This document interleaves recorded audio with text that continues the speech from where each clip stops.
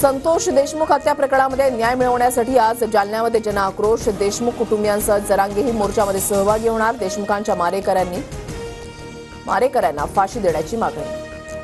पुण्यामध्ये मोक्कामधून सुटलेल्या कुख्यात गुंडासाठी येरवाडा परिसरात रॅली. व्हिडिओ व्हायरल झाल्यानंतर पोलिसांनी आरोपीची धिंड काढली. आरोपी गणेश कसबेसह 9 जणांची धिंड. उद्धव ठाकरेंची आज पत्रकार परिषद. बाळासाहेब ठाकरेंच्या राष्ट्रीय स्मारकाची माहिती देणार. बाळासाहेबांच्या स्मारकाचा पहिला टप्पा यशस्वीरित्या पूर्ण. राज्यामध्ये आजपासून भाजपचं घर चलो अभियान. घरोघरी जाऊन सदस्य नोंदणी करणार. स्थानिक स्वराज्य संस्था निवडणुकीच्या अनुषंगानं 1.5 कोटी सदस्य बनवण्याचं भाजपचं उद्दिष्ट. 8 दिवसांचा वेळ द्या. प्रदेशाध्यक्षपद सोडतो. चांगला माणूस शोधणं अवघड असतं. जयंत पाटलांचं वक्तव्य. तरुणाईच्या हाती पक्ष देण्याची शरद पवारांची घोषणा. स्थानिक स्वराज्य संस्थांच्या निवडणुकीमध्ये 50% महिलांना तर उर्वरित 50%मध्ये तरुणांना संधी देणार. प्रस्थापितांना संधी नको, पवार स्पष्टच बोलले.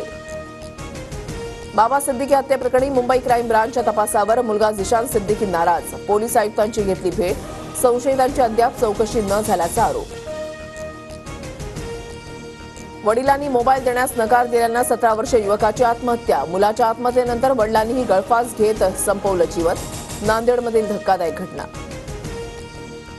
अर्ध्या नागपूर शहराचा पाणीपुरवठा आज बंद राहणार. कन्हान जलशुद्धीकरणाच्या शटडाऊनमुळे सकाळी 10 ते शनिवारी दुपारी 4 पर्यंत पाणीपुरवठा बंद. HMPV विषाणूचे 11 रुग्ण आढळले. गुजरातमध्ये 8 वर्षाचा मूल तर UPमध्ये 60 वर्षीय महिला पॉझिटिव्ह.